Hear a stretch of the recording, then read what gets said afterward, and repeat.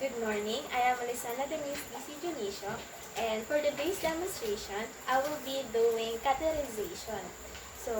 It is important to help the client in urinating. So, the first procedure to do is to check the patient's chart for any limitations in physical activity. And then confirm the medical order of indwelling catheterization. It is important to verify the medical order to ensure that the correct intervention will be administered to the right client. According to the patient's chart of the client, she is in need for catheterization. Then, after that, bring the necessary equipment to the bedside of the client for the conveniency of doing the procedure. So, this is the sterile kit and the unsterile kit that will be needed for the procedure. After organizing the equipments that will be needed for the procedure, the next thing to do is to perform hand hygiene. Performing hand hygiene will help you to ensure that there will be no microorganisms that will be transferred from one person to another.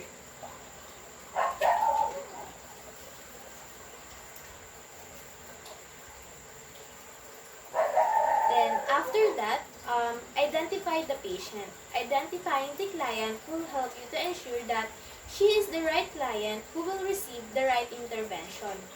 There are two ways to identify the client. First is to ask her name and her birthday.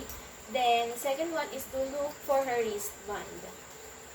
Hello po, good morning. I am Alessandra Denise DC Junicio, and I am assisting I will be doing for catheterization. Ano po pangalan nyo? Batiin nga po ng listeners. Kailan po yung birthday nyo? April 30. After identifying the client, close the curtains around the bed and close the door of the client. This will provide privacy. And then, after closing the curtains and the doors for privacy, discuss the procedure to the patient and ask her about allergies to latex and iodine.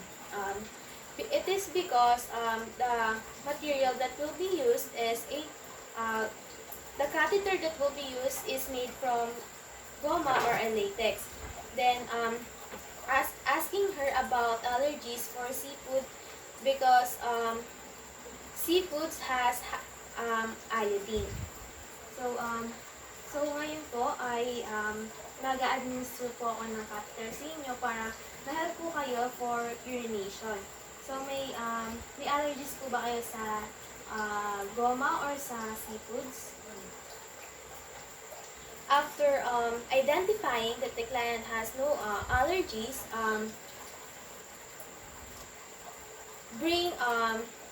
provide a good lighting or a flashlight to help you better see the meatus part of the client. After providing good lighting and bringing a pen light to better see the meatus of the client, place a trash receptacle along the bedside of the client for proper waste disposal. Then, adjust the bed of the client for more comfortability of doing the procedure and drape the client. Adjusting the bed to be more comfortable to prevent back pain and muscle pain. Go. So, papalit lang po. Pwede po babago muna po ito.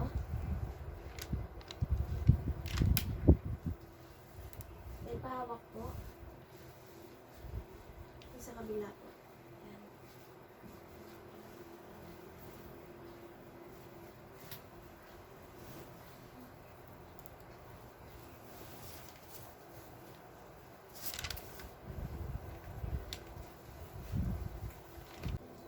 Then, prepare a urine drainage setup if a separate urine collection will be used. However, in this case, the urine drainage is being attached to the catheter. The next thing to do is to open the sterile kit that in which the equipment is on it. Make sure that those sterile materials or equipment that will be used will stay in a sterile manner. Place this on a overbed table or in the place we will do the assessment. Then put on a sterile gloves. First is to perform again hand hygiene.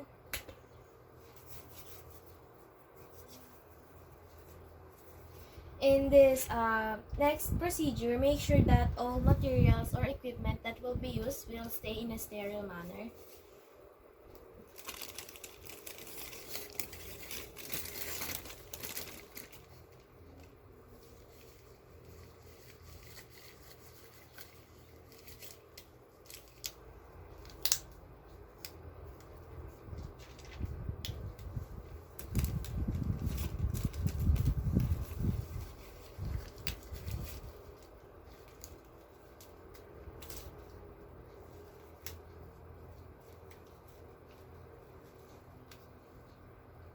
Then, place all the sterile materials on the drape of the client for easy access of doing the procedure.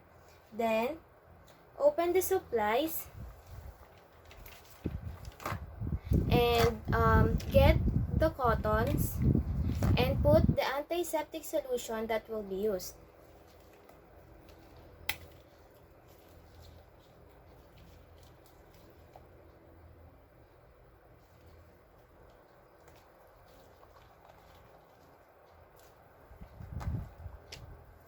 Then after that,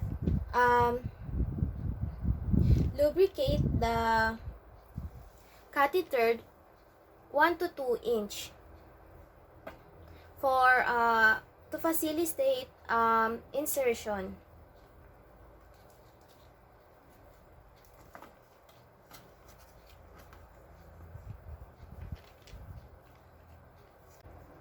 Then with thumb and one finger of your non-dominant hand, spread the labia and identify the meatus. Then pick a cotton balls using a tongue and clean the perineal area. Clean it from front to back and then disregard this, and again from front to back and then up and down.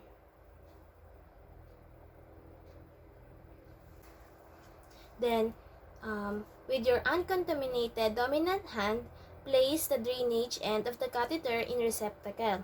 If the catheter is pre-attached to sterile tubing and drainage container, position catheter and set up with easy reach and sterile field. Ensure that clamp of drainage bag is closed. However, I have based on what I have said earlier, the catheter is being attached to the drainage already. Then after that, using your dominant hand, hold the catheter 2 to 3 inch from the tip and insert slowly into the urethra. Advance the catheter until there is a return of urine.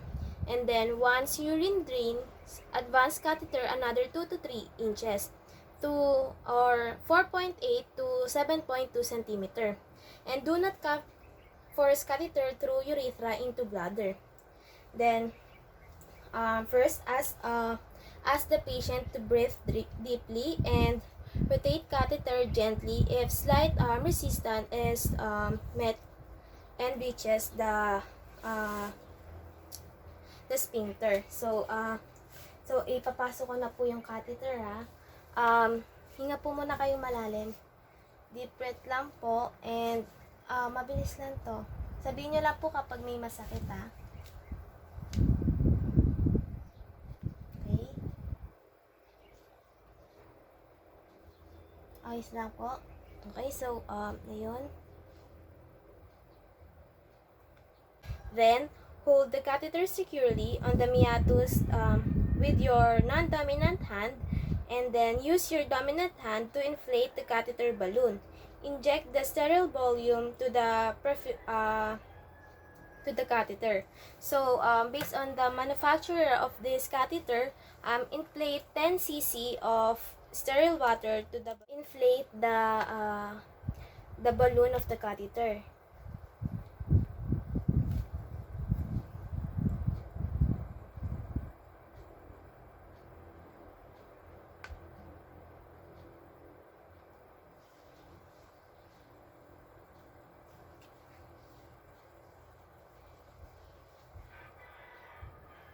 And place the syringe that used on the cash receptacle.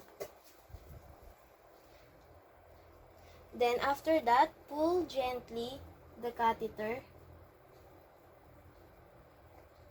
May nararamdaman po ba kayo masakit or ano po?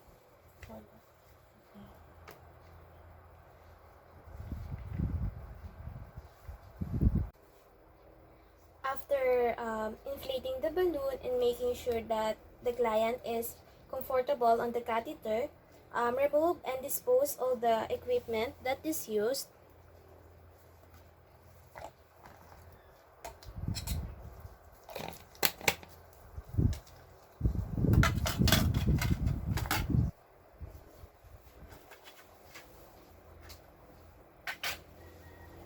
And then remove the gloves and then perform hand hygiene.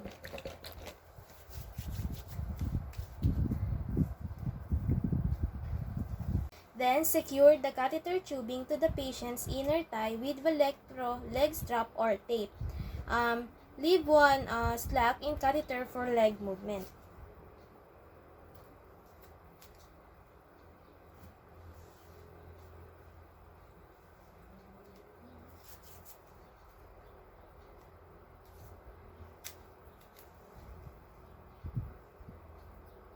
Sige nga po, galaw-galaw nyo nga po yung paa nyo. Nagagalaw na po. Komportable naman po kayo. Okay, yung kabila po. Komportable naman. Okay po. Then, assist the patient to a more comfortable position and then lower the bedroom of the client if you adjust it. And then, change the linen that you used. So, pwede po pababatin.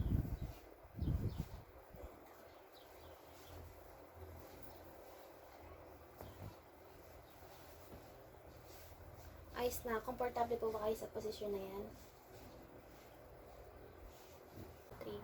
Then, secure the drainage bag of the catheter and make sure that it is not kinked so that the flow of urine will be well.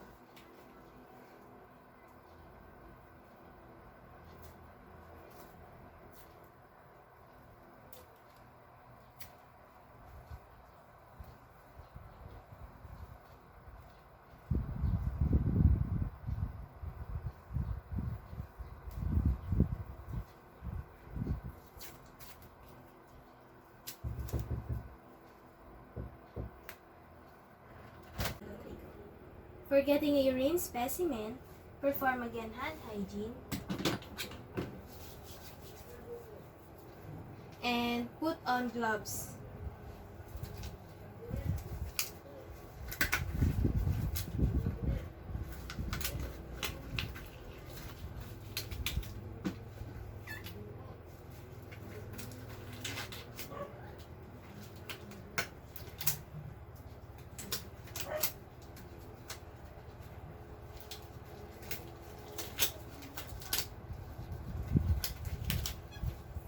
Go.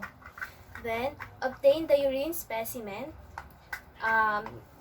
from the drainage. So, you will get the urine on this part because it is the urine is sterile.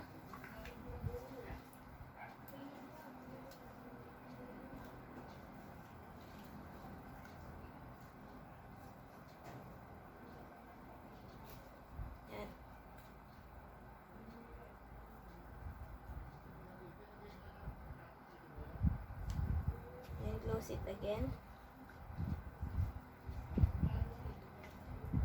Make sure that the catheter is not kink, and then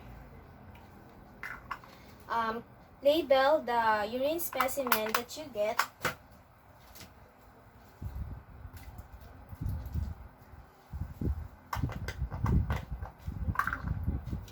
And make sure to deliver it immediately to the laboratory if needed.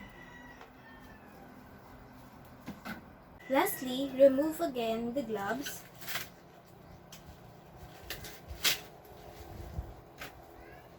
Perform hand hygiene to prevent transferring of microorganisms from one person to another. After getting the urine specimen and labeling it, remove the gloves and perform hand hygiene.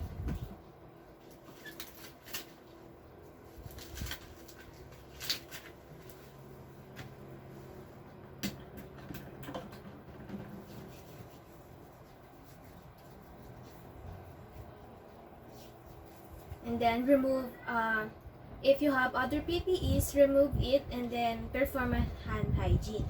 And then after that, document what you have done to the patient so that it will provide other healthcare provider know that you have already done catheterization. And that's all, and thank you.